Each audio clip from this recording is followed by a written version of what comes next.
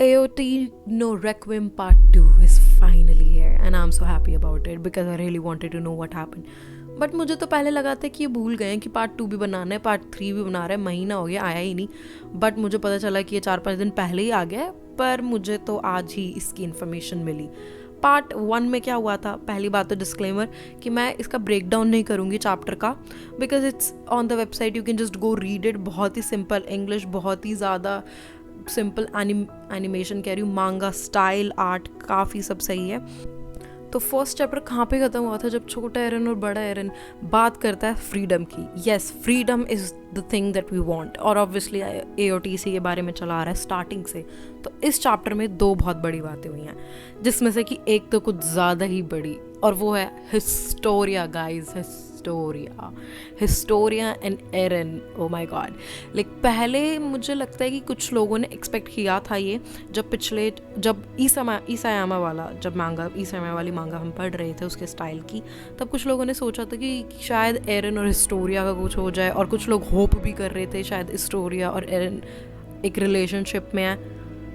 हाँ, वो है एटलीस्ट फैन फिक्शन जब ये बना तो फैंस ने रियलाइज़ करा कि this is what people want, और उन्होंने ये दिया. ऑल्दो मेरी तरफ से ऐसा कुछ नहीं था कि हिस्टोरिया और एरन एक रिलेशनशिप में हो या फिर उनका लव ट्रायंगल बने. नहीं, अब तो खैर लव ट्रायंगल मीसा का और हिस्टोरिया और इनके बीच में बन जाएगा. But Historia is also pregnant with Eren's child. Oh my God, ये मेरे लिए सबसे बड़ा शौक था इस पूरे चैप्टर का. और ये इतने शॉकिंग, काफ़ी लविंग तरीके से आया था, क्योंकि जब मैं पढ़ रही थी इस चैप्टर को और जब धीरे धीरे एरन और ये बात कर रहे होते हैं, जब एरन कहता है कि मैं भी मर जाऊंगा और हिस्टोरिया कहते हैं कि why would you want to die, क्यों तुम्हारी डेथ मैटर नहीं करती, वहाँ पे मेरे को लगा कि ओके ये फ्रेंड्स हैं. उसके बाद जब एरन उसे हक कर लेता है हिस्टोरिया को, तो मेरे को मैं सोचने लगी कि okay, is there something going on between Historia and Eren. And yes, there is guys, Historia and Eren like officially in relationship now. बाद में हमें ऑब्वियसली पता चलता है कि मीकासा को मिल गया यहाँ पे धोखा, पर मैं हमेशा मीकासा और एरन को ही शिप करती थी. I really don't ship Eren and Historia, but मुझे लगता है हिस्टोरिया और एरन के बीच में म्यूचुअल अंडरस्टैंडिंग थी. हिस्टोरिया मतलब एरन और मीकासा ने हमेशा एरन को बहुत सपोर्ट करा है, और एरन सपोर्ट किया, एरन के लिए ही वो जी है जब से एरन ने उसे बचाया है. और एरन का ये था कि मीकासा वो अपना फैमिली मेम्बर की तरह देखता था मीकासा को. लाइक मैंने तो जब फर्स्ट चैप्टर पढ़ा था मांगा का ही, लाइक फर्स्ट एपिसोड ही देखा था, तो मुझे लगा था ये दोनों ब्रदर सिस्टर हैं. तो मुझे लगता है एरन ने मीकासा को शायद उस तरीके से कभी नहीं देखा, बट मीकासा का हमेशा से ऐसा ही था. The time that Eren saved her, sorry not him, Mikasa हमेशा ही. बट यहाँ पे मीकासा को मिल गया है धोखा. दिस इज़ द लाइक, मुझे ऐसा लग रहा है कि मैं बॉलीवुड की वो हेडलाइंस दे रही हूँ यहाँ पे. But aside from that what else happened in the chapter. पहली बात तो इसमें प्लान दिखाया कि एरन ने ये प्लान करा, और कैसे कैसे उसने हिस्टोरिया को बताया और कैसे उसने बातें करी. एक उसकी फ्लॉक के साथ भी डिस्कशन बताते हैं, जब फ्लॉक उससे कह रहा होता है कि are you trying to get me hanged Eren, और फिर एरन उसे एक्सप्लेन करता है और ये एक कॉन्वर्सेशन दिखाई. But the main point is, कितना ही मनाने के बाद भी आर्मिन टिका हुआ है कि no Eren, I will not help you in this. और एरन इस बात पे है कि मैंने डिसाइड कर लिया है, ये वर्ल्ड जो बनाया हुआ है एल्डिया के लिए तभी सुकून हो सकता है जब पूरी दुनिया डिस्ट्रॉय हो जाए. एल्डियंस ही बचे, वो भी कुछ, चाहे उसमें कोई भी डिस्ट्रॉय हो रहा हो, कुछ भी हो रहा हो.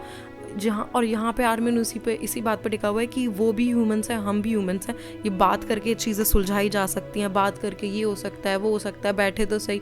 बट नहीं, एरन कहता है we are way past that. बात करने का टाइम बहुत पहले ही निकल गया है, क्योंकि ये हेट कभी नहीं जाएगी. जस्टिस किसी को भी कभी नहीं मिलेगा अगर इसी तरह से सब चलता रहा. तो ये हेट तो पहले भी जा सकती थी, और यही स्टार्टिंग से लेकर एंड तक इस चैप्टर में मुझे मेन फोकस हिस्टोरिया और उसकी कॉन्वर्सेशन के अलावा, एरन की फ्लैशबैक के अलावा, यही सबसे ज़्यादा था कि इन दी एंड भी एरन कह देता है कि ठीक है मैं तो यही चूज़ कर रहा हूँ, और आर्मिन उसे चैलेंज कर देता है कि okay Eren, I will fight you in this, मैं अब तुम्हारा ओपोनेंट हूँ इसमें. बट 2-3 चीज़ें जो मुझे इसमें बहुत अच्छी लगी चैप्टर में, वो ये कि एक तो आर्ट, 1-2 जगह आर्ट मुझे इतना अच्छा लगा. लाइक 2 पैनल बहुत अच्छे थे मांगा के. एक तो जब पीछे वहाँ पे वो खड़ा होता है, आर्मिन खड़ा होता है, और पीछे साइड में और पीछे की साइड कैरेक्टर्स आए होते हैं जो मर चुके हैं, जो डेड हैं, और एरन कह रहा होता है कि उनकी डेथ का कोई मीनिंग नहीं होगा अगर हम ऐसा नहीं करते। तो वो एक काफ़ी सुंदर मांगा पैनल था। अगर इसमें हम वीडियो में डाल पाएंगे तो आपको स्क्रीन पे दिख जाएगा, नहीं तो आपने मांगा तो पढ़ी ही है या पढ़ लेनी चाहिए। और एक और मांगा पैनल जहाँ पे उसके सेकंड मतलब उस चैप्टर उस पेज के नेक्स्ट टू नेक्स्ट पेज पे ही आ जाता है, जहाँ पे क्रैश हो रही होती है, छोटी छोटी इमेजेस आ रही होती हैं और एक क्रैश दिखाते हैं। वो भी काफ़ी अच्छा था, जिसमें कैरेक्टर्स दिखा रहे होते हैं, एरन के फादर को दिखा रहे होते हैं, वो बहुत अच्छा था। और एक लास्ट पेज जो था, जब फाइनली एरन और आर्मिन चैलेंज कर देते हैं एक दूसरे को। बेसिकली आर्मिन ही चैलेंज करता है एरन को कि I am going to stop you Eren, और एरन कह देता है कि no matter what I will not stop even if I have to kill you, मैं तुम्हें मार दूंगा Armin if you are in my way. तो ये 3 मांगा पैनल्स मैं कहूँगी कि काफ़ी मेहनत करी गई है। ऑल्दो किसी फैंस ने मिलके बनाया है ये, तो मेहनत तो दिख ही रही है कि इतने टाइम में आया तो एक रीज़न था। बट द फर्स्ट मांगा panel was so amazing and these 3 were also amazing, but first वाला मुझे काफ़ी ज़्यादा अच्छा लगा। एक दो चीज़ की जो मुझे कमी लगी वो ये कि मुझे ऐसा फील नहीं हुआ कि इस चैप्टर में स्टोरी आगे बढ़ी हो। बहुत सारे लोगों को इससे दिक्कत हो सकती है मेरी स्टेटमेंट से कि स्टोरी ना आगे बढ़ी हो, बट मुझे नहीं लगा कि स्टोरी आगे बढ़ी हो। पिछले चैप्टर में भी हमें पता था कि एरन ऑब्वियसली आर्मिन को बोल देता है कि मेरे को फ्रीडम चाहिए और मैं ये डिस्ट्रॉय कर दूंगा सबको, और यहाँ पे भी आर्मिन पिछले चैप्टर में भी कह रहा होता है कि नहीं एरन यू कांट डू दिस, इस चैप्टर में वो यही कह रहा है। बट फ़र्क यहाँ पे आ गया कि आर्मिन इस बार स्ट्रांगली कह देता है कि मैं तुम्हें रोक के ही रहूँगा, I will stop you Eren no matter what. बस इस चैप्टर में ये था कि हिस्टोरिया वाला एक पार्ट दिखाया और थोड़ी सी उसकी प्लानिंग दिखाई एरन की, कि उसने फ्लॉक को कब बताया, और पहले हिस्टोरी से डिस्कशन हुई और हाँ जी भी बैठी थी वहाँ पे।